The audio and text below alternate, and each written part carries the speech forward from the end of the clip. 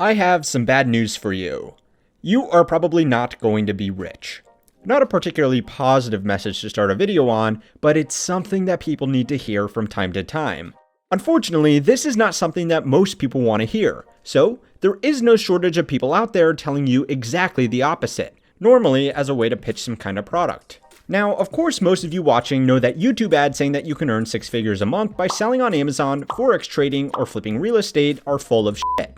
But they still all follow a pretty similar routine. Hey, you can get rich, as long as you are willing to do XYZ, while listening to the advice I give you. Again, when it turns out that this advice is something that you have to pay for, most people get wise to the fact that it's all just a massive scam. Of course, some don't, which is tragic, and there really genuinely should be more done about this, but that's a story for another time, or a Coffeezilla video. Instead, the focus of this video will be on a group of internet gurus with much more influence, a much larger following, and much more credibility. The personal finance personalities. So, it's time to learn how money works and find out why you probably shouldn't be learning to work your money like these popular YouTubers might suggest. Now, I want to preface this by saying that I personally enjoy watching people like Ram Stefan, Andre Zik, and from time to time even Dave Ramsey as a guilty pleasure. None of these guys are outright nefarious scammers, like the hustle bros you'll see pitching an Amazon automation course, and this automatically makes them a million times better than this other group. What's more is that they are genuinely entertaining. They give people a sneak peek into their own success while presenting relatively dry content in a way that is funny and easy to understand. The problem is that personal finance should be boring. There is a common saying that everything you need to know about personal finance should be able to fit on a postcard, and some authors have actually done it. But when you are committing to an upload schedule of 15-minute videos every single day, every single week, you are going to run out of things on that postcard to talk about. Now, this is no good, because as these people will show you, they make millions of dollars a year from their daily videos. So they are not exactly going to turn around and say, "Oh well, I've taught you everything you need to know, so long and thanks for all the fish." Of course not. That would be silly. And I'm sure any one of us in their position would do the exact same thing that they are, which is riding that damn gravy train for as long as they can. But to do this, they need to create more and more content than what this postcard can hold. So they branch out into a few different broad categories: personal stories about their success, reactions, predictions, and making up new lessons. Now, to start off with, let's look at the least problematic of these formats: reaction videos. Reaction videos are everywhere on YouTube, and they get a bit of a bad rap. But when you think about it, this video format can range from absolutely terrible all the way to genuinely value-adding and informative. The videos that people like Graham or Kevin make are normally towards the good end. They will normally react to personal finance by watching video series like Millennial Money, or they talk about high-end real estate, which is obviously an area of expertise for these guys. There are others like Dave Ramsey, who will do live reactions to people that call into his show, and despite this being a bit repetitive, they aren't really doing any harm. If you want to argue that these live interviews are not really reaction videos, just think to yourself, am I watching this to see a solution to the person's problem, or am I watching this video to smugly partake in Dave's reaction to this person's situation? Even still, this is just a bit of light entertainment, and who knows, maybe we'll pick up a nugget of information along the way. No problems there, apart from when these reactions turn into predictions. Financial predictions are almost impossible to make. Even the largest financial firms in the world with teams of PhD quantitative analysts struggle to outperform regular market returns consistently, if at all. It's therefore frustrating to see someone like Meet Kevin make predictions about the future of a highly volatile stock like Tesla before his audience. And yes, I know, he gives the standard disclaimer that this is not financial advice.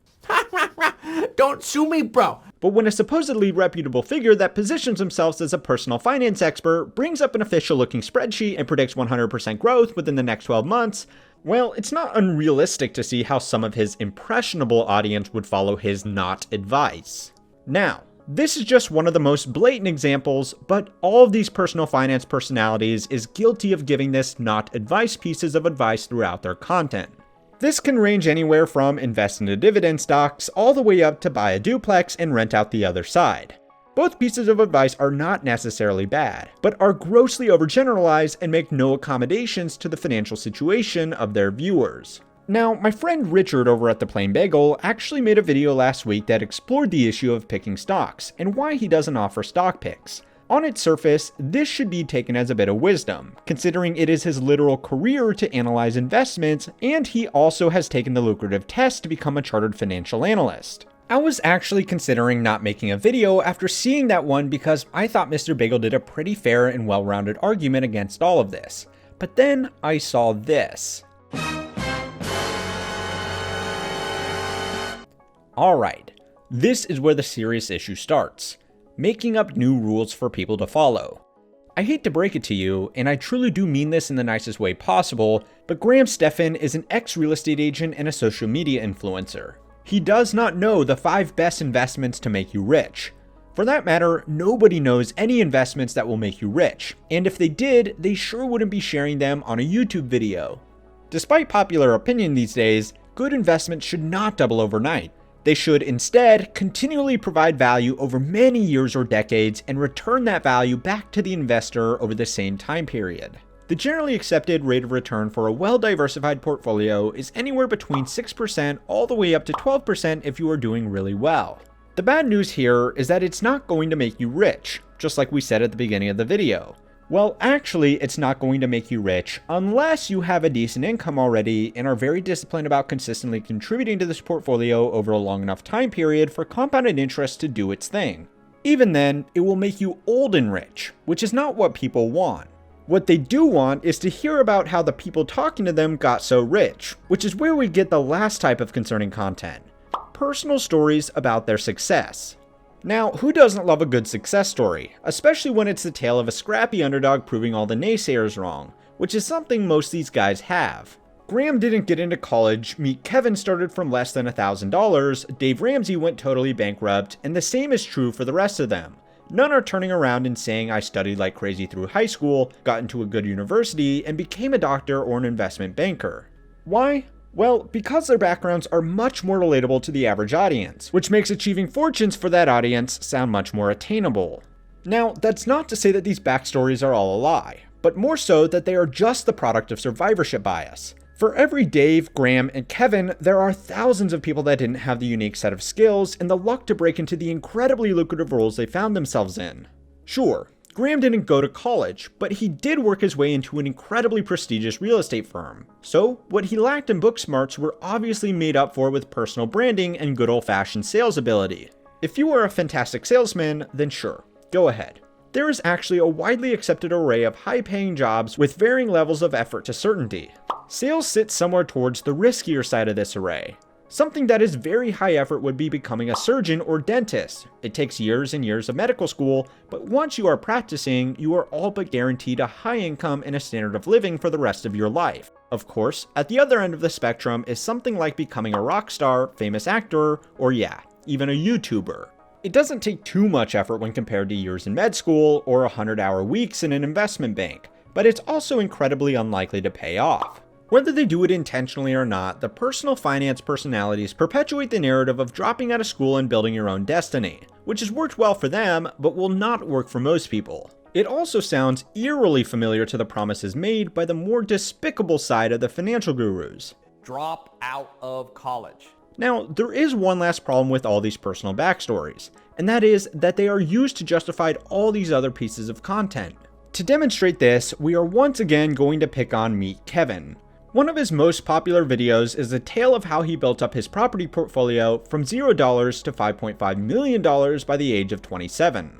You are welcome to go and watch the video, but the TLDR is that through a series of flips and equity releases, he built up a highly leveraged position of real estate assets that were cash flow positive. Sounds great, but it is incredibly risky. Take a 5-to-1 leverage position in the stock market and most people will think you lost your mind. But take a 10-to-1 leverage position on a house and you're an investment genius. Most people don't realize how risky real estate can be. Now, of course, Kevin was lucky. He started investing at the start of one of the longest real estate bull runs in history, and in his defense, he has since leveraged his position significantly. But this is the definition of survivorship bias. Nobody is going to make a video of how they lost their life savings trying to flip homes. Had Kevin started his investment journey in 2004, he certainly wouldn't be telling stories of financial success on YouTube. If anything, he would be lucky to be an extra on The Big Short. You just keep going to the bank and you ask for more money. Hey, there's a bubble. Now, if I sound overly cynical, let me follow all this up by saying that given the opportunity to make as much money as these guys are by uploading videos to the internet, I would sell out so damn fast. Sometimes YouTubers can sound like salespeople. But they are still selling something. It might not be a course or an AI that can trade Forex for you or even a book, but they are selling you to keep on watching. Bleak realities about the tough road to reliably create wealth doesn't quite grab the attention like an open mouth and flashy headline. But in a world where attention is the new currency, you should spend yours wisely. If you're watching this video, you're still like, all of this guy's investments is because of his YouTube money. You're 100% right. Anyway, if you do happen to get rich by following in their footsteps, you should follow that all up by commenting how dumb I am on this video and watching our video on what to do next after making a few $1,000,000. If you did enjoy this video, please consider liking and subscribing to keep on learning how money works.